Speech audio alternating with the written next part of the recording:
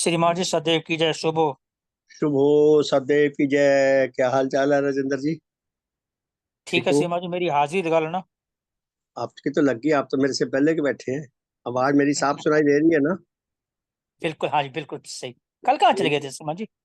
है जी। कल मैं बाहर बठिंडा। गया था, मैं इसलिए क्या क्या गया था, कहीं गया था। हम बठिंडा गए थे। नहीं, इधर रहा तो अम्बाले में ही कहीं। अच्छा अच्छा। कोई घर का हाँ, किसी अच्छा, के काम जाना होने था। के। हाँ जी, हाँ जी। ठीक है, अच्छा, होते फिर हैं फिर सबको। इंटरनेट की बड़ी प्रॉब्लम रही। इंटरनेट कई दिनों से बहुत खराब कर रहा है। अच्छा अच्छा। अब नहीं, मैं हमारे तो अब ठीक है मैं इधर। अब मैं अपना ये वाईफाई के साथ मैं इस मोबाइल का भी ऑन रखता हूँ दोनों। अगर एक ढीला पड़ गया, शायद दूसरे से चलती रहे गाड़ी, देखता हूँ। नहीं, हमारे तो मोबाइल वाईफाई लगा हुआ है, तेज सर के वैसे ठीक रहता नहीं, है यहाँ पे। वाईफाई भी है, मोबाइल का भी है ना अपना, दोनों मैंने ऑन रखे हुए हैं। बिल्कुल बिल्कुल जी। कि अगर एक के सिग्नल कमजोर आए तो शायद दूसरे के ठीक आ जाए। अच्छा, कल देव शास्त्र तीसरा खंड, ऐसा तीसरा अध्याय पढ़ा था। दो अध्याय पढ़े थे। कौन कौन से हैं? आज तीसरा पांचवा चौथा? पढ़ना है।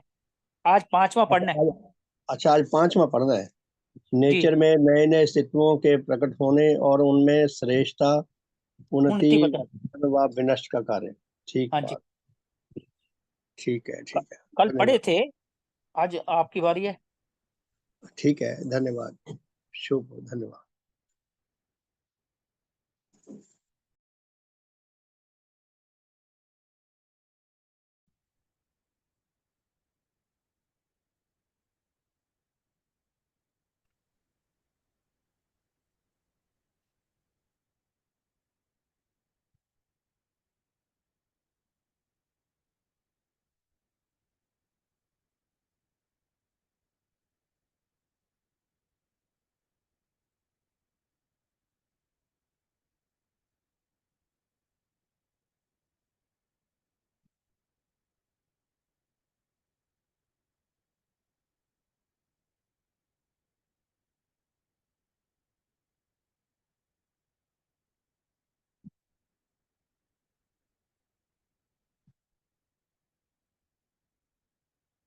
सदैव की जय श्रीमान जी। शुभ हो सबका। सदैव की जय बहन जी। शुभ हो, शुभ हो, सुस्वागतम। सदैव की जय बहन जी। शुभ हो जी। शुभ हो सबका, शुभ हो। सदैव की जय।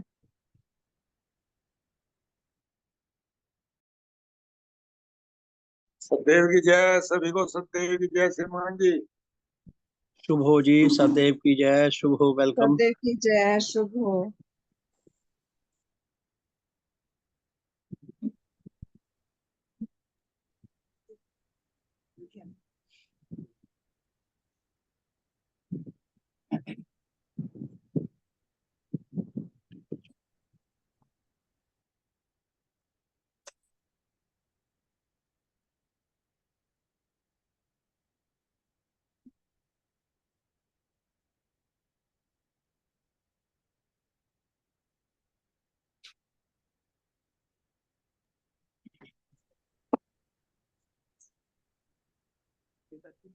शुभ हो बहन जी, भजन शुरू करूँ? 4:30 हो गए। सुदेश जी। ठीक है, करती हूँ।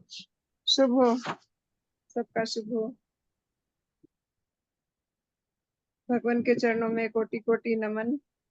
श्रद्धा व सम्मान के योग्य सभी प्यारे धर्म संबंधियों को सदैव की जय। सबका शुभ हो, सबका भला हो। गुरु की आज्ञा में हमें चलना चलाना चाहिए। गुरु की भक्ति में हमें तन मन लगाना चाहिए। गुरु की आज्ञा में हमें चलना चलाना चाहिए। गुरु की भक्ति में हमें तन मन लगाना चाहिए। तन मन लगाना चाहिए।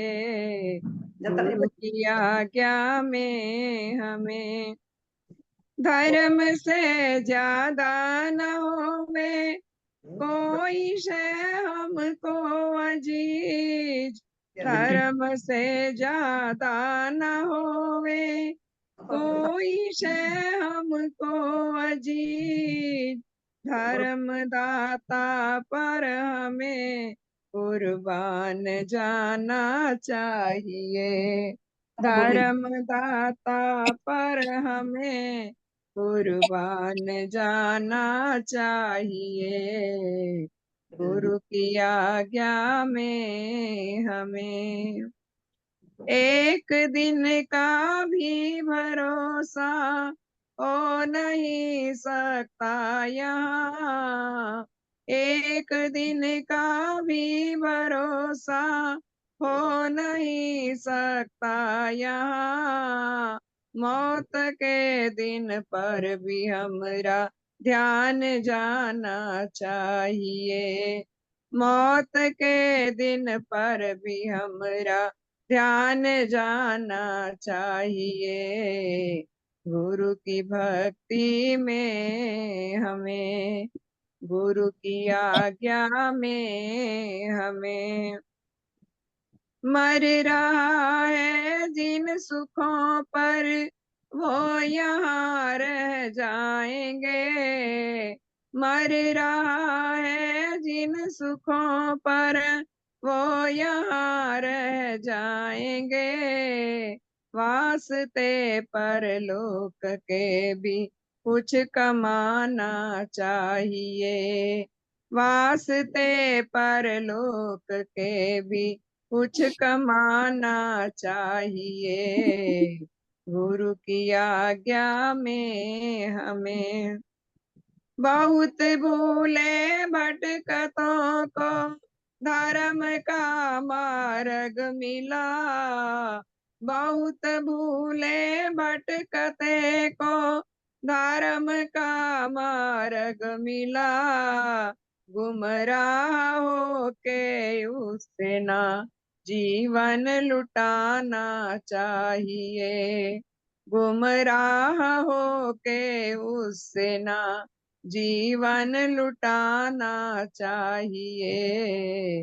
गुरु की आज्ञा में हमें होश कर कुछ तो जमाना है तेरे बचने का अब। होश कर कुछ तो जमाना है तेरे बचने का अब। जुड़ के जीवन स्रोत से जीवन को पाना चाहिए।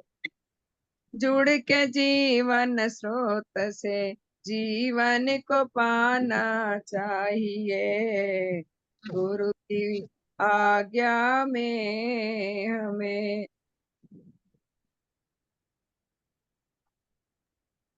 गुरु की शक्ति को पाके नीच राग सब त्याग दे। गुरु की शक्ति को पाके नीच घृणा सब त्याग दे।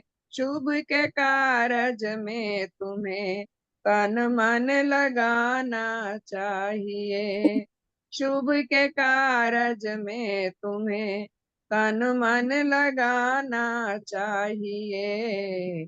गुरु की आज्ञा में हमें जो गुरु दे सच्ची मुक्ति उच्च जीवन दान दे। जो गुरु दे सच्ची मुक्ति उच्च जीवन दान दे। सबसे बढ़कर उस गुरु से दिल लगाना चाहिए।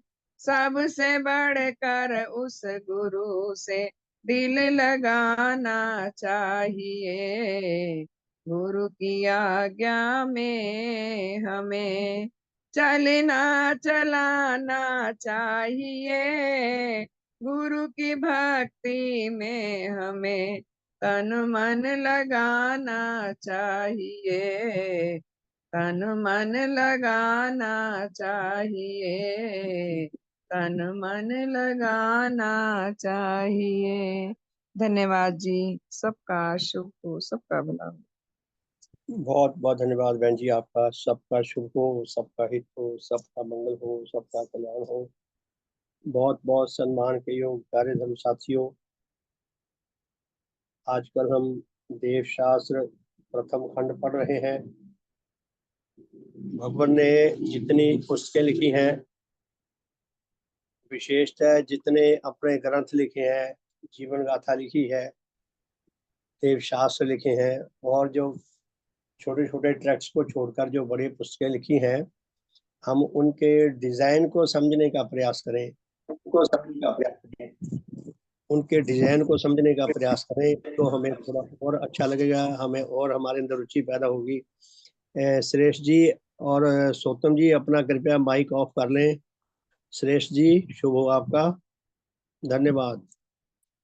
तो पूर्णी भगवान ने जो डिजाइन दिया है, जैसे एक एक भवन को, एक एक बिल्डिंग को डिजाइन दिया जाता है, उसके पहले कागजों पे एक एक प्लानिंग बनाई जाती है, उसी तरह परम पूज्य भगवान देवात्मा ने जो अपने ग्रंथ लिखे हैं, उनके डिजाइन को समझे। भगवान देवात्मा ने तो सिविल इंजीनियरिंग में डिप्लोमा किया था, तो उन्होंने सिविल इंजीनियरिंग के वो भगवान के हाथों की बनी हुई जो नक्शे हैं, लाइब्रेरी में यहाँ रुड़की देखे होंगे हमने शायद, या औरों के बनाए होंगे, लेकिन सोलन में, देवाश्रम सोलन में पूर्णी भगवान के हाथों के बनाए हुए नक्शे देखे हैं, जो ड्राइंग खींची हुई है, बहुत ही शानदार है, बहुत ही सुंदर है। ऐसा लगता है जब जैसे वो हाथ से नहीं, मशीनों से ड्राइंग की हुई है, इतना शानदार है। तो पूर्णी भगवान ने देवशास्त्र ये खंड दो प्रथम पढ़ रहे हैं, तो भगवान ने इसकी जो भूमिका लिखी है उसको 6 भागों में लिखा है। शुरू से ही भगवान ने हमें एक डिजाइन समझाने की कोशिश की है। फिर पहला अध्याय दिया है कि नेचर का सत्य, आश्चर्यमय और महाविशाल रूप। इस अध्याय में 3 प्रश्न उठाए गए हैं, तीनों का उत्तर दिया गया है, लेकिन अति संक्षेप में जो जो हमारा अध्ययन बढ़ता है आगे, जो तो हमारे अंदर सत्य विश्वास जागता है, फिर वो सुदृढ़ होता है, फिर हमारे अंदर आत्मविश्वास, गहरा आत्मविश्वास बन जाता है। तो पहले अध्याय में 3 नेचर के 3 पक्षों का इसके अंदर उल्लेख है कि नेचर सचमुच में है, सत्य है, नेचर अति आश्चर्यमय है, बहुत हैरान कर देने वाली है नेचर, और महाविशाल है, कितनी विस्तृत है, कितनी फैली हुई है कि मनुष्य शायद कभी इसका कभी कभी पूरा ज्ञान नहीं ले सकेगा कि ये नेचर कितनी फैली हुई है। दूसरा अध्याय में नेचर का जड़ रूप और शक्तिमय महान रूप। नेचर का जड़ रूप बहुत महान है, नेचर का शक्तिमय रूप बहुत महान है। नेचर में कितने जड़ आकार हैं, कितने स्थूल आकार हैं, कैसे कैसे अस्तित्व है, लाखों करोड़ों आकाश गंगाएं हैं। हमारे पास जितना अपनी आकाश गंगा का ज्ञान है, हमें बहुत थोड़ा ज्ञान है। हमारे पास हमारी अपनी आकाश गंगा की पूरी छवि नहीं है। यूट्यूब पे एक मैं देख रहा था नेचर के बारे में, उसने बताया कि हमारे पास अपनी आकाश गंगा की पूरी फोटो नहीं है। तो अपनी आकाश गंगा की पूरी फोटो लेने के लिए हमें आकाश गंगा से अपनी से निकलना पड़ेगा, दूर जाना पड़ेगा, और अपनी आकाश गंगा से कितना दूर जाना पड़ेगा, तब जाकर अपनी आकाश गंगा की कैमरे में फोटो ले सकेंगे। तो नेचर कितनी विशाल है, इसका हम अनुमान भी नहीं लगा सकते। और तीसरा अध्याय पढ़ा था नेचर का परिवर्तनशील परंतु अविनाशी एवं नित्य रूप, के नेचर में जड़ शक्ति, जड़ जड़ जो है, जड़ पदार्थ, जड़ आकार इतने फैले हुए हैं कि हम उनकी गिनती भी नहीं कर सकते। उसी तरह शक्ति फैली हुई है, पूरी नेचर भरी हुई है जड़ और शक्ति से। तो ये परिवर्तनशील है, हर क्षण परिवर्तन आता रहता है नेचर में। नेचर खुद बदलती है, उसके जितने उसके अंदर अस्तित्व है, जड़ में और शक्ति में, उनमें भी परिवर्तन आता रहता है। और लेकिन फिर भी नेचर अविनाशी है। परिवर्तन का अर्थ ये नहीं है कि वह परिवर्तन होकर नष्ट हो जाए, कोई और रूप धारण कर लेंगे, उसको बदलेंगे, कोई और रूप धारण कर लेंगे, विनष्ट नहीं होते, नष्ट नहीं होते, किसी ना किसी रूप में वर्तमान रहते हैं। और नेचर का नित्य रूप, ऐसा समय कभी नहीं था जब नेचर नहीं थी। वैज्ञानिकों ने जो ज्ञान खोजा है उसके आधार पर बताया है कि नेचर में ऐसा ऐसा समय कभी नहीं था जब नेचर नहीं थी। अब वैज्ञानिक और आगे खोज करते हैं। वैज्ञानिकों की जो खोज है बड़ी शानदार चीज है। वैज्ञानिक जो खोज करते हैं वो बताते हैं कि ये आज का लेटेस्ट ज्ञान है, नवीनतम ज्ञान ये है। ये ज्ञान कब तक स्थिर रहेगा? कल को और नया ज्ञान आ गया तो इस ज्ञान में भी हमें परिवर्तन करना पड़ेगा। लेटेस्ट कहते हैं भगवान वैज्ञानिक के लेटेस्ट ज्ञान है। तो नेचर का जो लेटेस्ट ज्ञान है उसके अनुसार नेचर नित्य है, सदा से है, सदा रहेगी। कल को कोई और सत्य आ जाए इस विषय में तो फिर उसके अकॉर्डिंगली उसके अंदर चेंज करना पड़ेगा। लेकिन हमें जो ज्ञान उपलब्ध है उसके अनुसार हम देखें हम इस नेचर में कहाँ स्टैंड करते हैं। सारे ग्रंथ में हमारे अपने जीवन के साथ डायरेक्ट क्या इसका संबंध है। और चौथा चैप्टर, नेचर का पक्षपात रहित और पूर्ण विश्वसनीय रूप। नेचर जो है ये किसी के प्रति पक्षपाती नहीं है। नेचर किसी के प्रति विरोधी नहीं है। हम मनुष्यों की दुनिया में क्या है, जो हमारी सेवा करता है, जो हमारी चापलूसी करता है, जो हमारी हाँ में हाँ मिलाता है, उसको तो हम अनुचित उसके प्रति पक्षपात रखते हैं। और जो अगर सच्चा भी है, किसी हितकर बात को लेकर भी हमारे प्रति कुछ विरोध रखता है, उसके हम दुश्मन बन जाते हैं। नेचर ऐसा नहीं करती। नेचर को कोई चाहे 1000 गालियां दे, नेचर किसी पे किसी का बुरा नहीं मानती। इसलिए नेचर किसी को दंड नहीं देती कि इसने मुझे गालियां दी। और नेचर की हम रात दिन पूजा करते रहे तब नेचर हमें अनुचित पक्षपात नहीं करेगी। तो नेचर का जो रूप है ये इसका एक अलग पक्ष है कि नेचर का पक्षपात रहित होना। नेचर किसी की पक्षपाती नहीं है और नेचर पूरी तरह 100% विश्वसनीय है, विश्वास के योग्य है। तो आज हम 5वां चैप्टर पढ़ते हैं। नेचर में नए नए अस्तित्वों के प्रकट होने और उनमें श्रेष्ठता व उन्नति, पतन व विनाश का कार्य। कि नेचर में विनाश और विकास क्रम 2 व्यवस्थाएं हैं नेचर की, जिनके अनुसार प्रत्येक जानदार और बेजान अस्तित्व इन दोनों व्यवस्थाओं में से किसी न किसी के अंतर्गत चल रहा है। जिसके अधीन वो चल रहा है उसमें जो उसका परिणाम होना वही परिणाम होता है। तो नेचर में नए नए अस्तित्व प्रकट होते हैं और उनमें श्रेष्ठता आती है, वो विकास पाते हैं। जिन अस्तित्वों में श्रेष्ठता आने की संभावना होती है ऐसे वो अपने जन्मजात ऐसे गुण लेकर आए होते हैं कि वो श्रेष्ठता की ओर बढ़ सकें और वो गुण धीमे ना हो गए हों, कमजोर ना दुर्बल ना हो गए हों और वो उन हालात में आगे बढ़ने के लिए संग्रामशील हो तो वो पहले से श्रेष्ठ बनते जाते हैं। और जो अस्तित्व ऐसे गुण नहीं लेकर आते, दोष लेकर आते हैं, वो धीरे धीरे विनाश के रूप की ओर चल पड़ते हैं। तो भगवान ने 5वां जो अध्याय दिया है वो आज उसका अध्ययन करते हैं और उसमें देखें कि हम कहाँ ठहरते हैं। अपने आप को हर जगह रख के देखें। तो भगवान क्या फरमाते हैं कि नेचर में नए नए अस्तित्वों के प्रकट होने और उनमें श्रेष्ठता व उन्नति, पतन व विनाश का कार्य। नए नए जो अस्तित्व प्रकट होते हैं या तो वो समय के साथ साथ विनाश की ओर जाते हैं या विकास की ओर बढ़ते हैं। तो भगवान ने ये गीत लिखा है पद एक, नेचर में उपजती हर हस्ती, नेचर में रहती हर हस्ती।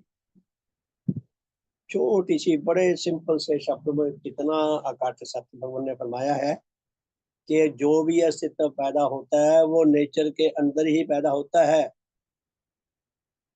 ऐसा कोई नियम नहीं है, ऐसी कोई व्यवस्था नहीं है, ऐसी लेश मात्र कोई घटना नहीं है कि कोई अस्तित्व नेचर से बाहर जाके कहीं और पैदा हुआ। जैसे कई लोग विदेशों में चले जाते हैं, उनके बच्चे विदेशों में जन्म लेते हैं, तो नेचर से बाहर ना तो कोई जा सकता है, ना नेचर से बाहर कोई अस्तित्व पैदा होता है। ये विश्वास हमें धीरे धीरे अपने अंदर अर्जित करना है, सुदृढ़ करना है कि नेचर से बाहर जा ही नहीं सकते। जो नेचर के अधीन है नेचर के अंतर्गत ही जिसका जन्म हुआ है, नेचर के विकासकारी नियमों के अंतर्गत उसका जन्म हुआ है, नेचर के रक्षाकारी और विकासकारी नियमों के अंतर्गत ही वो रक्षा पा सकता है, विकास पा सकता है। नेचर से बाहर जाने का अर्थ ये है कि वह विकासकारी नियमों के कंट्रोल से बाहर चला गया, लेकिन ये बिल्कुल असंभव है, नेचर से बाहर जा ही नहीं सकता। इसलिए जो भी अस्तित्व है वो नेचर के अंदर ही पैदा होता है और नेचर के अंदर ही विनष्ट होकर उसके अवशेष नेचर के अंदर ही रहते हैं सदा। तो क्या लिखते हैं भगवान, नेचर में उपजती हर हस्ती, हम इन पे विचार करें तो दिमाग खुलता है और बहुत ज्यादा। नेचर में रहती हर हस्ती, प्रत्येक हस्ती नेचर में ही पैदा होती है, नेचर के अपने व्यवस्था के अनुसार, और नेचर में ही वो सुरक्षा पाती है, नेचर में ही विनष्ट होती है, विनष्ट होने के बाद भी नेचर में रहती है। नेचर में बिगड़ती व बनती, विकासकारी नियमों के साथ जुड़ी रहेगी तो विकास पाती रहेगी, विनाशकारी नियमों के साथ जुड़ेगी तो विनष्ट होती रहेगी, दुर्बल कमजोर होती होते खत्म हो जाएगी। नेचर में बिगड़ती व बनती है, विनष्ट व उन्नत होती। या तो वो परिवर्तन दो प्रकार का है, या तो परिवर्तन होकर कोई अस्तित्व पहले से बेहतर बनता है, या पहले से बदतर बनता है, या पहले से दुर्बल बनता है, कमजोर बनता है और विनष्ट होने के मार्ग पर चल पड़ता है, या पहले से बेहतर बनता है। तीसरे प्रकार का कोई परिवर्तन नहीं, कोई ऐसा हमें दृष्टांत नहीं मिलता जो इन दोनों परिवर्तनों से हटके तीसरे प्रकार का कोई परिवर्तन हो। तो भगवान क्या फरमाते हैं, यह पहले बताया जा चुका है कि नेचर में जो कुछ है वह दो प्रकार की वस्तुओं से बना है, जड़ और शक्ति से बना है। जड़ और शक्ति में अकाट्य संबंध है, जड़ और शक्ति को एक दूसरे से सेपरेट अलग अलग नहीं किया जा सकता। तो जड़ और शक्ति से प्रत्येक जानदार अस्तित्व भी और बेजान अस्तित्व भी जड़ और शक्ति की समष्टि से बना। तो भगवान कहते हैं कि यह बताया जा चुका है कि नेचर में जो कुछ है वह दो प्रकार की वस्तुओं से बना है, जिनमें से एक वस्तु का नाम जड़ जड़ पदार्थ है, जड़ है, और दूसरी का नाम शक्ति है। जड़ और शक्ति दो ही वस्तुएं हैं कि जो नेचर के प्रत्येक अंश व उसके प्रत्येक अस्तित्व में पाई जाती है। यदि कोई हमारा जितना चाहे लाख डस्ट कर ले हमारी अस्तित्व के ऊपर, अंत में जो रिजल्टेंट जो पहुंचेंगे, जहाँ पे जो रिजल्ट निकलेगा, परिणाम निकलेगा, वो जड़ और शक्ति ही मिलेंगे आखिर में। कि दो अस्तित्वों के अपनी अपनी गठन के समष्टि के नाम का नाम अस्तित्व है। तो हमारा प्रत्येक जितने जितने भी जानदार और बेजान अस्तित्व हैं, जब हम उसको खोजते खोजते पीछे को जाएंगे भूतकाल में, तो धीरे धीरे वहां जाके हमारी खोज कंप्लीट होगी कि जड़ और शक्ति से मिलकर बने हैं, तीसरी और कोई उसमें चीज नहीं है ऐसी। और भगवान कहते हैं यह भी बताया जा चुका है कि नेचर की अपनी शक्तियों से ही उसके रूप में सदा परिवर्तन होता रहता है। कोई हमारे से पूछ लेता है, प्रश्न कर लेता है, जब एक बच्चा पैदा होता है तो छोटा सा होता है, मांस का किलो थोड़ा सा होता है, वो धीरे धीरे पलते पलते पलते वो खली पहलवान जैसा लंबा चौड़ा बन जाता है, इतनी शक्ति आ जाती है और इतना लंबा चौड़ा पहाड़ जैसा शरीर हो जाता है। तो उसको किसने पाल पाल के बड़ा किया, किसने बड़ा किया? तो मिथ्यावे शास्त्र ये कहते हैं कि भगवान ने जन्म दिया, भगवान ही रक्षा करता है, भगवान ही पालता है। लेकिन ये सत्य नहीं है, ना कहीं इसका प्रमाण मिलता है। सत्य केवल ये है कि नेचर की व्यवस्था में ही अस्तित्व पैदा होता है, और नेचर की व्यवस्था में ही या तो पलता है, रक्षा पाता है, बड़ा हो जाता है, विकसित होता है, या विनष्ट होता है। तो भगवान क्या फरमाते हैं कि नेचर की अपनी शक्तियों से ही उसके रूप में सदा परिवर्तन होता रहता है। प्रत्येक अस्तित्व में जो भी परिवर्तन होता है उस वह परिवर्तन नेचर की शक्तियों के कारण होता है। यदि नेचर में शक्तियां ना होती तो वो परिवर्तन भी ना होता जो दिख रहा है हमें। अब यहाँ यह बताना है कि नेचर की अपनी शक्तियों के कार्य से उनमें किस किस प्रकार का परिवर्तन होता है। अब मोटी बात तो हमें बता दी, हमें समझ आ गई, कम से कम बुद्धि से तो हमने मान ली कि भी परिवर्तन होता है, नेचर की शक्तियां ही परिवर्तन करती हैं। अब भगवान एक नया प्रश्न हमारे सामने रखते हैं कि परिवर्तन किस किस प्रकार का होता है। अब हमें इस सत्य को जानने का प्रयास करना है। तो भगवान फरमाते हैं कि जैसे कि पहले भी वर्णन हो चुका है, वैज्ञानिकों ने अब तक नेचर के जड़ पदार्थों के विषय में ज्ञान लाभ करने के लिए जितनी छानबीन की है, उससे पता चला है कि नेचर में जितने रूढ़ी व भूत पदार्थ पाए जाते हैं, वह भूत पदार्थ अपनी गिनती में 97 से कम नहीं। आप गूगल में बताते हैं 118, गूगल में आगे आगे जो जो और खोजें होती जाएंगी, अमेंडमेंट होती रहेगी, तो जब ये लिखा उस वक्त 97 होंगे। तो भगवान फरमाते हैं कि वैज्ञानिकों ने खोज कर जो बताया है कि नेचर में जो भूत पदार्थ हैं वो 97 प्रकार के हैं, अर्थात 118 प्रकार के आज के हिसाब से, इससे कम नहीं। अर्थात जिनको हम जड़ पदार्थ कहते हैं, वह सब जड़ पदार्थ एक ही प्रकार के नहीं। जड़ पदार्थ में विभिन्नताएं हैं, जड़ पदार्थ एक ही प्रकार के नहीं, किंतु कम से कम 97 प्रकार के हैं। भगवान एलिमेंट्स की बात कर रहे हैं, शायद में कि तत्व किसे कहते हैं, एलिमेंट की बात कर रहे हैं। ये विज्ञान की उसकी केमिस्ट्री की बात है, शायद उधर ही ये जाएगा इशारा। तो भगवान क्या फरमाते हैं कि तुमने लोहे की परातें देखी होंगी, तांबे की देगचियां देखी होंगी, तांबे के पैसे देखे होंगे, चांदी के रुपए और सोने की मोहरें देखी होंगी। यह सभी जड़ पदार्थ हैं, सब बेजान पदार्थ हैं। ये आकार भी है, वजन भी है, दिखाई देते हैं, तथापि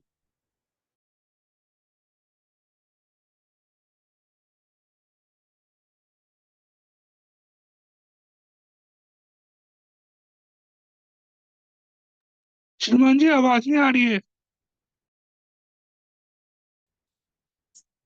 आवाज नहीं आ रही। हाँ मुझे अब आ रही लगता है। है हाँ आ रही होगी। आज मैंने इस पे अपने मोबाइल पे वाईफाई भी और अपना मोबाइल का इंटरनेट भी दोनों जारी कर रखे हैं, चला रखे हैं, कि अगर एक ढीला पड़ेगा शायद दूसरे से कवर हो जाए। धन्यवाद। तो भगवान क्या फरमाते हैं, देखिए बड़ी थोड़ी सी सूक्ष्म बात है, हमें समझने की जरूरत है कि भगवान ने 4 उदाहरणें दी हैं कि लोहे की, तांबे की, चांदी की, सोने की। तो भगवान कहते हैं मूल रूप से ये सारे जड़ पदार्थ हैं, लेकिन ये जड़ पदार्थ एक ही प्रकार के नहीं। यूं समझ लिए भी एक ही प्रजाति के नहीं, इनकी प्रजातियां अलग अलग हैं, यूं समझ ले। ये सभी जड़ पदार्थ हैं, लेकिन ये एक ही प्रकार के पदार्थ नहीं हैं, किंतु वह सभी भिन्न भिन्न प्रकार के जड़ पदार्थ हैं। जैसे ये चारों धातुएं जड़ पदार्थ कहलाकर भी भिन्न भिन्न प्रकार की हैं, वैसे ही मिट्टी, पत्थर, पानी, हवा आदि पदार्थों में ढूंढने से और भी बहुत से एक एक प्रकार के जड़ पदार्थ मिलते हैं।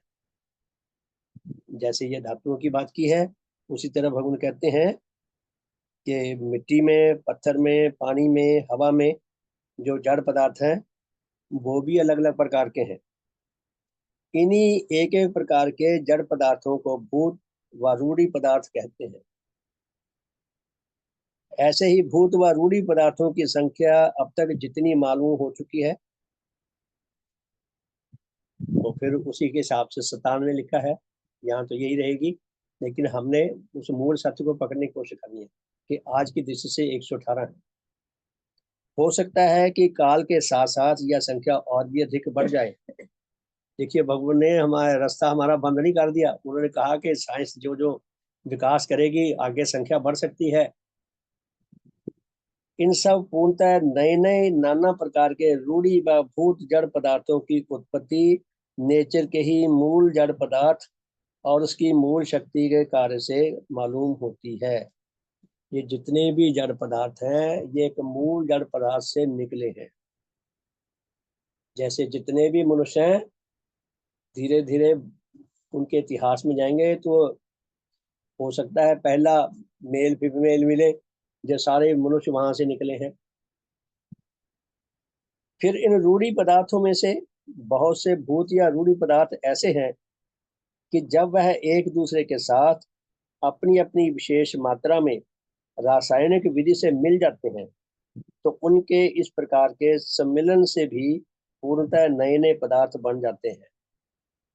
यहाँ भगवान ने नई बात की है, वैज्ञानिकों की बात कही है भगवान ने कि कई जड़ पदार्थ ऐसे हैं कि जब वो रासायनिक विधि से एज पर चांस समझ ले कि नए नए आपस में मिल जाएं कुछ दो जड़ पदार्थ, उससे तीसरा नया बन सकता है। यथा अब दृष्टांत देते हैं भगवान, यथा ऑक्सीजन नामक गैस जो हमारी हवा में मिली हुई है जिसमें हम श्वास लेते हैं, जब हाइड्रोजन नामक एक और गैस से मिल जाती है तब उसके परस्पर रासायनिक योग से पूर्णतः एक नई चीज बन जाती है जिसे पानी कहते हैं। पानी क्या है? H2O, हाइड्रोजन और गैस का रासायनिक विधि पूर्वक रासायनिक मिलन से पानी बना है। पानी जिसे हम पीते हैं। सोडियम नामक धातु जब क्लोरीन नामक गैस से मिलती है तब दोनों के योग से एक पूर्णतः नई वस्तु बन जाती है जिसे नमक कहा जाता है। नेचर की इसी प्रकार की विधि से दो व उससे अधिक रूढ़ी पदार्थों के योग से जो जो नई वस्तुएं बनती हैं उनके उस योग को रासायनिक योग कहते हैं। उन्हीं भगवान ने फरमाया है कि नेचर में कुछ संभव है कुछ असंभव है। जो संभव है वो तो हो सकता है, जो असंभव है वो नहीं हो सकता। तो ये नेचर में अपने व्यवस्था में हालात में दो अलग अलग रूढ़ी पदार्थ आपस में मिले, एक तीसरे नए रूप में सामने आ, तो उनके इस मेल को रासायनिक योग कहते हैं। परंतु ऐसे भी कई रूढ़ी पदार्थ हैं कि जो आपस में कभी और किसी तरह से नहीं मिलते। ऐसे भी रूढ़ी पदार्थ हैं, ऐसे भी तत्व हैं जो आपस में एक दूसरे के साथ मिलते नहीं, एक दूसरे के विरोधी हैं। आप देखें, अगर एक चुंबक है उसके ऑटोमेटिकली दो पोल बन जाते हैं, साउथ पोल नॉर्थ पोल। आप लोहे की छड़ को उसको चुंबक बना लें, जब उसको किसी चुंबक के पास जाएंगे या तो उसकी ओर आकर्षित होगा या उसको परे धकेल लेगा। तो उसके अंदर भी ऑटोमेटिकली नेचर के सिस्टम में हमारी धरती का जो साउथ पोल नॉर्थ पोल है उसके मुताबिक उसके अंदर वो साउथ और नॉर्थ पोल बन जाता है। तो भगवान उसी तरह की एक दृष्टांत देते हैं कि कुछ ऐसे रूढ़ी पदार्थ भी हैं जो आपस में कभी नहीं मिलते और किसी तरह नहीं मिल सकते, वो परस्पर विरोधी होते हैं। आप पूछ सकते हो कि जो जो रूढ़ी पदार्थ एक रूढ़ी पदार्थ एक व दूसरे से आपस में मिल जाते हैं और जो किसी और के साथ नहीं मिलते, उसका कारण क्या है? बहुत शानदार बात कही है कि जो आपस में नहीं मिलते उसका कारण क्या है। हम मनुष्यों में देखें, किसी के साथ हमारा स्वभाव मिलता है तो उसकी ओर आकर्षित होते हैं और किसी से नहीं मिलता उससे दूर भागते हैं। तो प्रश्न कितना शानदार है कि रूढ़ी पदार्थों में भी कुछ आपस में मिल जाते हैं कुछ नहीं मिलते। ये कारण क्या है, ये जानना बहुत जरूरी है हमारे लिए, ऐसे सच्चाइयों को। इस प्रश्न का उत्तर यह है कि जिस जिस रूढ़ी पदार्थ के भीतर की शक्ति किसी दूसरे रूढ़ी पदार्थ के भीतर की शक्ति के लिए आकर्षण रखती है, वह एक दूसरे से मिल जाते हैं और मिलकर एक नया यौगिक पदार्थ बनाते हैं। यहाँ एक नया शब्द आया, यौगिक, जिसे कहते हैं मिश्रण। हम जब पढ़ा करते थे स्कूल में अपने टाइम में, कंपाउंड और उसको क्या बोलते थे, कंपाउंड और तत्व मिश्रण बोलते थे। तो कहते क्या कहते हैं भगवान कि वो एक नए प्रकार का यौगिक पदार्थ बन जाता है। परंतु जिन जिन रूढ़ी पदार्थों के भीतर की शक्तियां एक दूसरे के लिए यथेष्ट आकर्षण नहीं रखती अथवा विकर्षण रखती हैं, वह एक दूसरे से नहीं मिलते और वह एक दूसरे से बिल्कुल अलग थलग रहते हैं, एक दूसरे को परे धकेलते हैं, दूर रहते हैं। जो आपस में मिल जाते हैं उनसे नए नए रूप की चीजें बन जाती हैं, जो आपस में नहीं मिलते उनसे अलग किस्म के हालात पैदा होते हैं। तो पूज्य भगवान क्या फरमाते हैं? नेचर के हर रूढ़ी पदार्थ और उसके छोटे से छोटे अंश में शक्ति भरी हुई है। रूढ़ी पदार्थों में भी और उसके छोटे से छोटे अंश में, जड़ पदार्थों के छोटे से छोटे अंश में भी शक्ति है, ऊर्जा है। यह शक्ति जैसे रेत के एक एक कण में अलग अलग भरी हुई है, वैसे ही प्रत्येक वृक्ष और प्रत्येक मनुष्य के शरीर में भी अलग अलग वर्तमान है। हमारे एक एक कोशिका में अलग अलग शक्ति है। एक एक कोशिका इंडिपेंडेंट है, एक दूसरे के साथ मिलकर सामूहिक रूप से रहते हैं, एक दूसरे के प्रति अपने कर्तव्य पूरे करते हैं, तो हम जीवित रहते हैं। लेकिन वो एक तो इंडिपेंडेंट भी है वो, जैसे हम समाज में ले लें, एक एक सेवक इंडिपेंडेंट भी है और पूरी समाज के साथ मिलकर एक पूरी समाज भी बन जाता है। तो पूरी भगवान क्या फरमाते हैं कि रेत के करोड़ों कण हैं, वैसे ही उनके करोड़ों कणों में करोड़ों शक्तियां भी हैं, और वैसे ही करोड़ों वृक्षों और करोड़ों घासों और करोड़ों कीड़ों मकोड़ों पक्षियों तथा अन्य पशुओं और करोड़ों मनुष्यों के आकारों में भी करोड़ों और अरबों जीवनी शक्तियां हैं। तो जीवित तीनों जगतों के अंदर जो जीवनी शक्तियां हैं तो वो भी करोड़ों प्रकार की हैं, और सब शक्तियां एक दूसरे से अलग अलग और भिन्न भिन्न रूप रखती हैं। मैं हारमोनियम प्ले करता हूँ, आपने हारमोनियम देखा है? अगर आप उसकी वो कीपैड को देखें जो हाथ से दबाए जाते हैं तो लगभग वो 39 होते हैं, और उसका प्रत्येक का अलग अलग नाम है। ऐसे लाखों हो सकते हैं, करोड़ों हो सकते हैं। तो उसी तरह भगवान बताते हैं कि जितने अस्तित्व हैं, वनस्पति जगत में है, पशु जगत में है, मनुष्य जगत में है, इनके अंदर जो शक्तियां हैं, करोड़ों शक्तियां हैं, एक एक सेल में अलग अलग शक्ति है, करोड़ों प्रकार की शक्तियां हैं जो भिन्न भिन्न रूप रखती हैं, इंडिविजुअल हैं, एक दूसरे से, एक दूसरे के ऊपर निर्भर भी हैं, एक दूसरे से अलग भी हैं। फिर नेचर की ही शक्तियों के कार्य और उसी के जड़ पदार्थों से उसके भीतर हजारों सूर्य, हजारों ग्रह और उपग्रह बनते और निर्मित होते हैं। नेचर की अपनी शक्तियों से ही जो इतनी करोड़ों आकाश गंगाएं बनी हुई हैं, एक एक आकाश गंगा में करोड़ों तारे सितारे हैं, करोड़ों प्रकार के ग्रह उपग्रह हैं, करोड़ों प्रकार की धरतियां हैं, करोड़ों प्रकार के चांद हैं। तो ये जड़ और शक्ति के आपस में मिलने और बिछड़ने से अलग अलग प्रकार के अस्तित्व सामने आए हैं। तो भगवान क्या फरमाते हैं कि नेचर की ही शक्तियों के कार्य और उसी के जड़ पदार्थों से उसके भीतर हजारों सूर्य, हजारों ग्रह और उपग्रह बनते व निर्मित होते हैं। अब भी बड़ी बड़ी विशिष्ट बलिष्ठ दूरबीनों के द्वारा आकाश में ऐसे स्थान दिखाई देते हैं जहां पर नए नए सूर्यों के बनने व निर्माण होने का कार्य हो रहा है। वैज्ञानिक देख रहे हैं कि नए नए सूर्य बन रहे हैं, पुराने टूट रहे हैं। नेचर के इसी निर्माणकारी कार्य से करोड़ों वर्षों में हमारा सूर्य भी निर्मित हुआ है।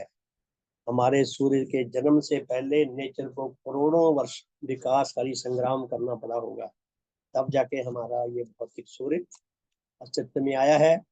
और उसके बाद फिर इसका धीरे धीरे धीरे धीरे क्रम क्रम से आगे सिलसिला बढ़ते हुए इसका सौरमंडल बना है, उसके ग्रह उपग्रह बने हैं। नेचर के इसी निर्माणकारी कार्य से करोड़ों वर्षों में हमारा सूर्य भी निर्मित हुआ है, और उसके चारों ओर घूमने वाले ग्रह और उपग्रह भी बने हैं। हमारे इसी सूर्य की प्रदक्षिणा करने वाले ग्रहों में से हमारी यह पृथ्वी है कि जिस पर हम रहते हैं।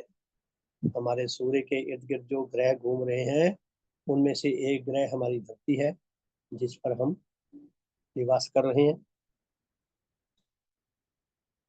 मतलब इस कहानी में, ये वैज्ञानिक आधार पर कहानी है, इसमें कहीं ऐसा नहीं किसी ने वरदान दिया चल धरती बन जा, धरती बन गई।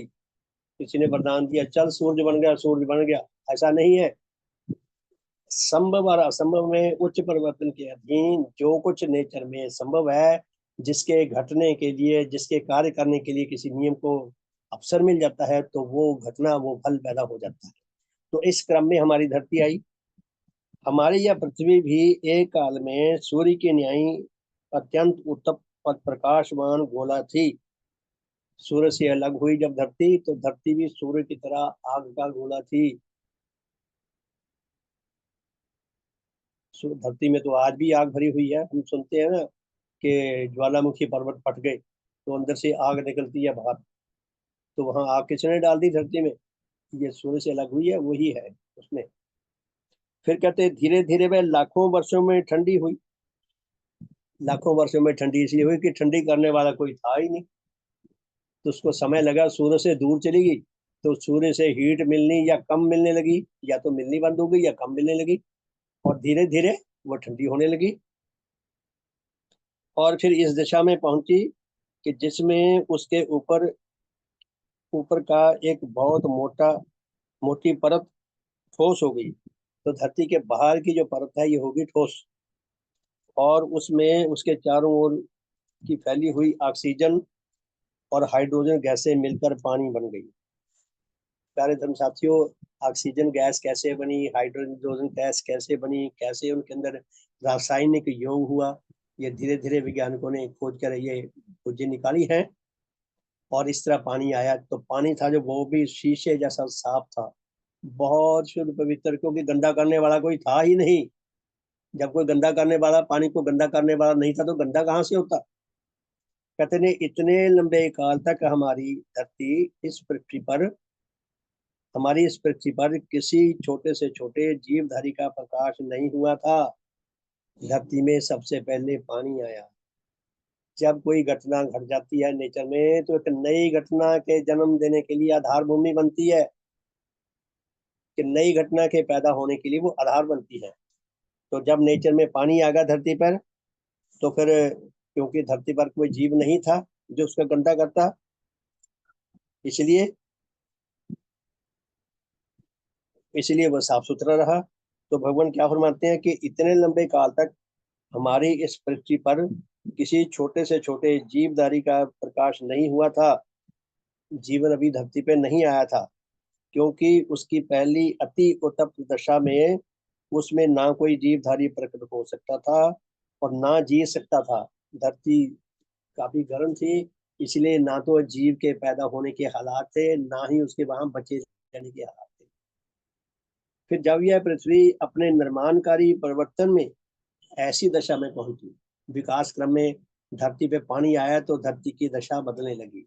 जब विकास क्रम में धरती ऐसे हालात में पहुंची, ऐसी दशा में पहुंची, जब उसने उसके पानी में जीवधारी प्रकट होने और जीवित रहने के योग्य हो गए, जब ऐसा वातावरण बन गया कि यहाँ पानी में जीव पैदा हो सकता है, तब सबसे पहले उसमें उसकी कई धातुओं में जो जीवित शक्तियां प्रकट हुई थी, उनमें से कितनी ही शक्तियां अनुकूल दशा के मिलने पर परिवर्तित होकर एक एक सेल की जीवित शरीर निर्माणकारी जीवनी शक्तियां बन गई। शक्तियां जो निम्नतर अवस्था में थी वो धातुओं में आई जीवित शक्तियां, लेकिन धातुओं में जीवन शक्तियां आई जरूर, लेकिन धातुएं उनसे कुछ विशेष काम नहीं ले सकी, बहुत निम्न अवस्था में थी। तो पानी में फिर वो जीवन आप शक्तियां आपस में मिलकर जीवित सूर्य शरीर वाले जीव बनने शुरू हुए। इस प्रकार की आदिम जीवनी शक्तियां अब भी पृथ्वी पर पाई जाती है। भगवान ने जो विज्ञान को, ज्ञान को पता, आज भी धातुएं ऐसी हैं धरती पर जिनके अंदर जीवित शक्तियां हैं। यह एक एक सेल के जीवित शरीर इतने छोटे छोटे हैं, फिर एक एक कोशिका के एक एक सेल के जीव बने, कि वह केवल आंख से देखे नहीं जाते, उनको देखने के लिए माइक्रोस्कोप चाहिए। वह केवल आंख से नहीं देखे जा सकते, और इसलिए वह अणुवीक्षण यंत्र के द्वारा ही दिखाई दे सकते हैं। हमारी पृथ्वी में यह एक एक सेल के अत्यंत छोटे छोटे जीवित शरीर दो प्रकार के प्रकट हुए। कहानी देखिए आप कितनी मजेदार है और कितनी तर्क के पास पास है, ये तो हम मान सकते हैं कि कितनी तर्क के निकट है। तो भगवान क्या फरमाते हैं कि हमारी पृथ्वी में यह एक एक सेल के अत्यंत छोटे छोटे जीवित शरीर दो प्रकार के प्रकट हुए, यानी कि दो प्रजातियों के जीव प्रकट हुए, जिनमें से एक प्रकार के सेल वाले जीव शरीरों में से उद्भिद जगत संबंधी और दूसरे प्रकार के सेल वाले जीव शरीरों से पशु जगत संबंधी नाना प्रकार के नए नए जीवों की उत्पत्ति हुई। प्यारे धर्म साथियों, जो ये कथा हमें बताई गई है वह वैज्ञानिक आधार पे, ये वैज्ञानिकों की खोज है।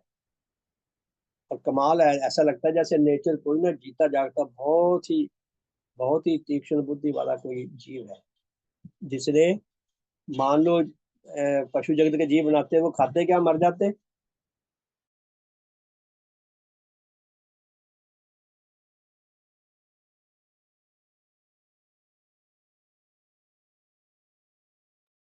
श्रीमान जी आवाज फिर बंद हो गई।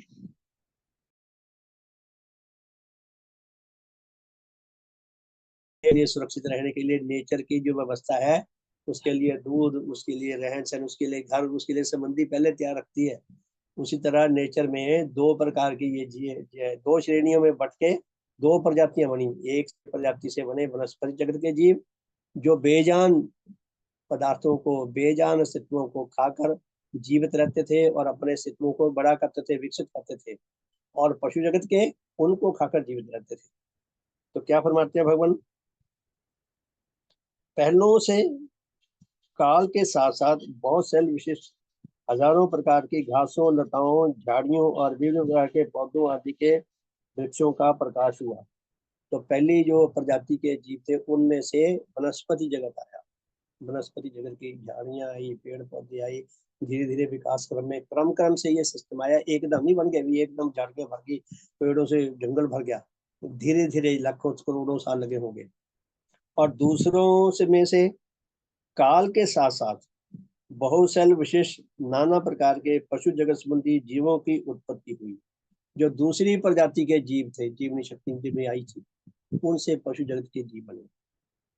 नेचर में जैसे उसी की विधि के अनुसार जीवनशील निर्माणकारी शक्तियां अपने अपने निवास और विविध कार्यों के लिए जीवित आकार व शरीर निर्माण करती हैं, वैसे ही वह नेचर की ही विधि के अनुसार अपने द्वारा और लाखों प्रकार के नए नए जीवित आकार उत्पन्न करती है। ये अलग प्रकार की सच्चाई है। अगर हम इस चैप्टर को 1 2 3 4 नंबर देकर बताना चाहें या जानना चाहें तो नई नई बातें क्या हुई। अधिकारी जी, शुभ हो आपका, माइक कौन था, धन्यवाद। तो भगवान क्या कहते हैं कि नेचर में जैसे उसी की विधि के अनुसार, नेचर की जो विधि है, नेचर का जो नियम है, उसके अनुसार जीवित शरीर निर्माणकारी शक्तियां अपने अपने निवास और विविध कार्यों के लिए जीवित आकार व निर्माण करती हैं। कि जो जीव पैदा हुए उनके अंदर अलग अलग प्रकार की शक्तियां थी और उन सारी शक्तियों पे नियंत्रण था।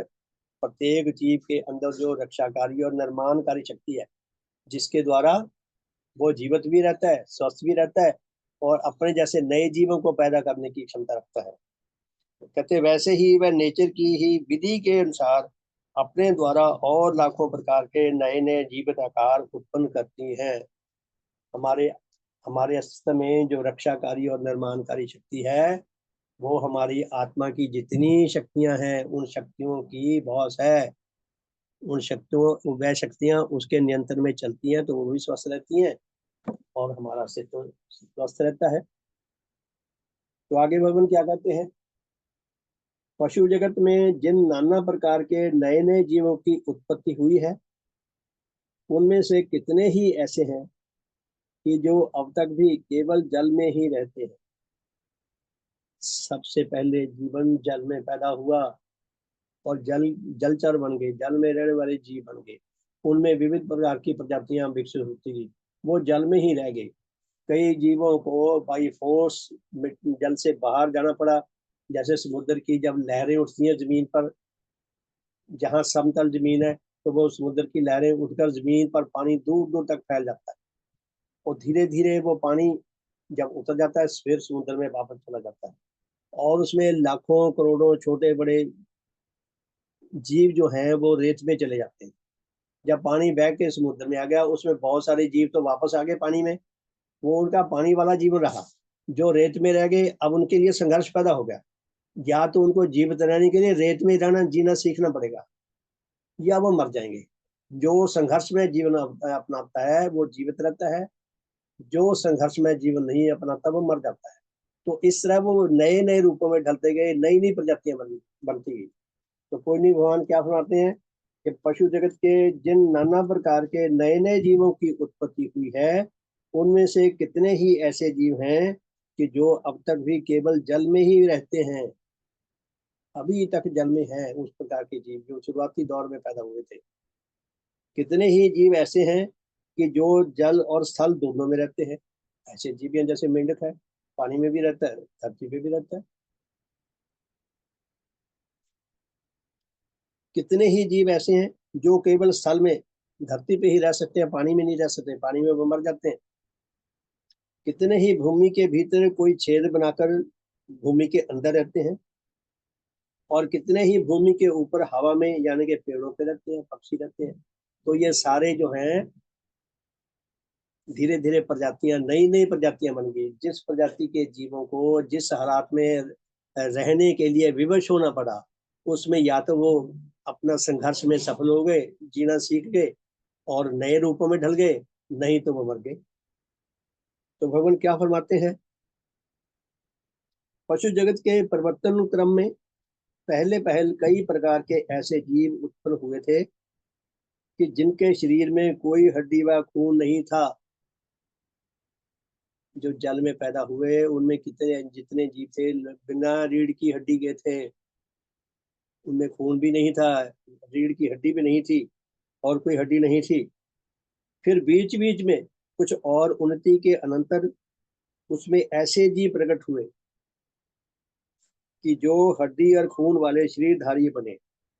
ये हड्डी और खून और शरीरधारी बने, वो भी उनमें जिनको अलग अलग हालात में रहने के लिए विवश होना पड़ा, उनमें हालात के अनुसार बनते गए। हड्डी वाले जीवों में से सबसे ऊंची श्रेणी के वह जीव हैं जो दूध पिलाने वाले हैं। हड्डी वाले जितने जीव हैं उनमें दूध पिलाने वाले, और जिन्हें स्तनपायी कहते हैं, स्तनपायी जीव बने। इन दूध पिलाने वाले जीवों में से जो जीव माता की गर्भस्थली में आंवल के साथ बनते हैं, उनमें ही मस्तिष्क और उसके साथ साथ मानसिक शक्तियों का क्रमशः अधिक विकास हुआ है। तो जीवों को पैदा होने के लिए अलग अलग हालात मिलते गए, तो अलग अलग प्रकार के रूपों में नई नई प्रजातियां बनती गई। कोई प्रजातियां पीछे रह गई, कोई प्रजातियां पीछे कहीं पहुंच गई, कोई कहीं पहुंच गई। इस तरह हड्डी वाले जीव बने, जो स्तनपायी बने, जो दूध पिलाने वाले बने। नेचर में जैसे उसी की शक्तियों और उसी के जड़ पदार्थों से नए नए लाखों अजीवित और जीवित अस्तित्व बनकर प्रकट व उन्नत होते हैं, और उनमें जो जो अपने भीतर एक और श्रेष्ठ व उन्नत होने की योग्यता रखते हैं, और दूसरी ओर उन्हें आवृत्तिकारी अनुकूल दशा भी मिल जाती है, वह अपनी अपनी योग्यता के अनुसार अधिक श्रेष्ठ व उन्नत होते जाते हैं। तो नेचर में जैसे जैसे हालात मिलते हैं किसी चीज को रहने के लिए, वो उनमें रहने के लिए विवश होता है, लेकिन उसको संग्राम करना पड़ता है। तो वो कुछ अलग प्रकार का जीना सीख जाता है तो बच जाता है, नहीं तो खत्म हो जाता है। और जो अलग प्रकार के रूप बन गया, उनकी प्रजाति अलग प्रकार की बन गई, उनका विकास अलग से हिसाब से हो गया, और जो नहीं चल सके वो खत्म हो गए।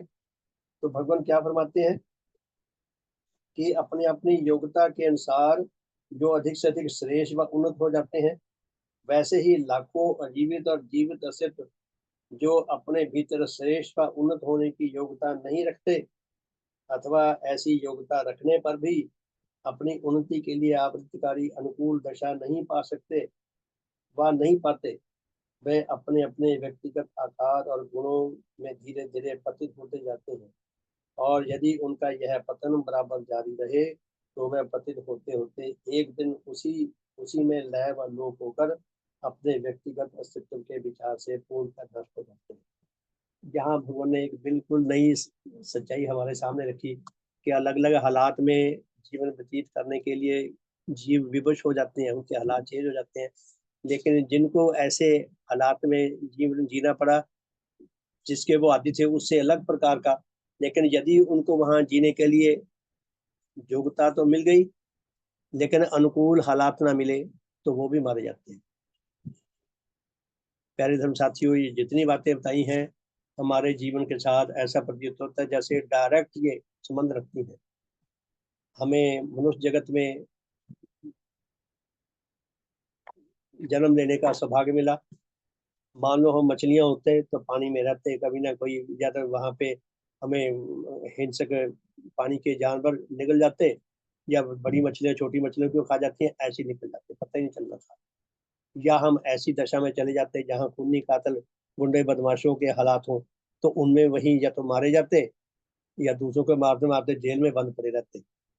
तो हालात जैसे मिलते हैं वो, और प्लस अंदर की जो जन्मजात हमारे अंदर क्षमता है, दोनों अगर अनुकूल हो, उच्च हो, तो हमारे बचे रहने की, सुरक्षा पाने की, विकास पाने की संभावना है।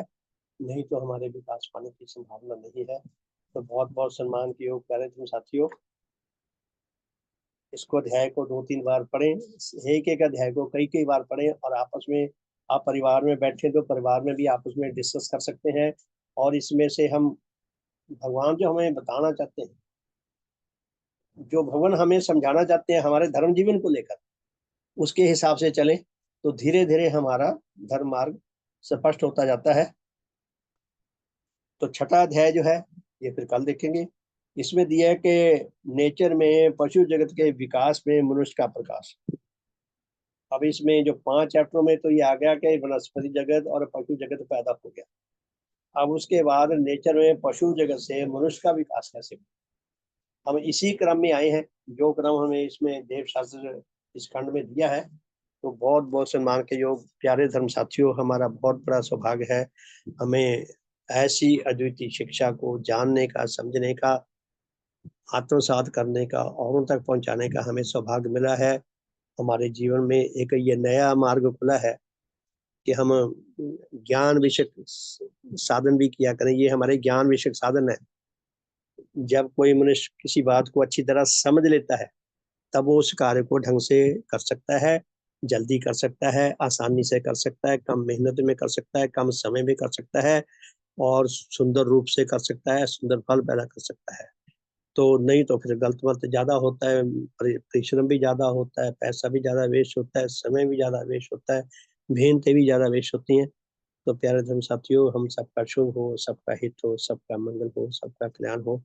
आप सबका बहुत बहुत धन्यवाद। सबका शुभ हो। तो समय हो गया है तो फिर प्रस्थान किया जाए। बहुत बहुत धन्यवाद। कोई कुछ कहना चाहता है तो उसका स्वागत है, नहीं तो फिर साधन को विराम दिया जाए। सबका शुभ हो। श्रीमान जी, हेलो शुभ हो जी। हाँ जी, हाँ जी, हाँ सोतन जी श्रीमान बोलिए। जी, श्रीमान जी एक शब्द है यौगिक। हाँ, योगी का मतलब योग होना, जोड़ होना, ये समझो भी दो चीजों का मिलना या दो से ज्यादा का मिलना। नहीं नहीं श्रीमान जी, यौगिक जो होता है जिन तत्वों से मिलकर बना है ना, उनमें से किसी भी तत्व के गुण उसमें होते नहीं है। जैसे पानी है, श्रीमान जी, आप ना हाइड्रोजन प्रश्न को उसका उत्तर देंगे बाद में, जो पहले निर्धारित हुआ है ना। अगर कोई प्रश्न है आपका या आपके पास उत्तर है तो रविवार को जो होगा ना ये जो जी जी साधन जी या विचार का, तो उसमें कृपया रखें, ठीक है ना। बहुत बहुत धन्यवाद। ठीक है। और वैसे समय भी हो गया है, हम बहस में और चले जाएंगे और कहीं का कहीं पहुंच जाएगा। जो हमने केवल अभी पढ़ा है ना वो सारा वाश आउट हो जाएगा, यही बात है। बहुत बहुत श्रीमान धन्यवाद। जी जय ध्वनि कर लो। हाँ जी, धन्यवाद जी, बहुत बहुत धन्यवाद। ठीक है जी। भगवान देवात्मा की जय। भगवान देवात्मा की जय। भगवान देवात्मा की जय। भगवान देवात्मा की जय। सबका शुभ हो, सबका भला हो, सबका मंगल हो, सबका कल्याण हो। बहुत बहुत धन्यवाद जी। रात को मिलेंगे 8:40 पर। तो बहुत बहुत धन्यवाद, सबका शुभ।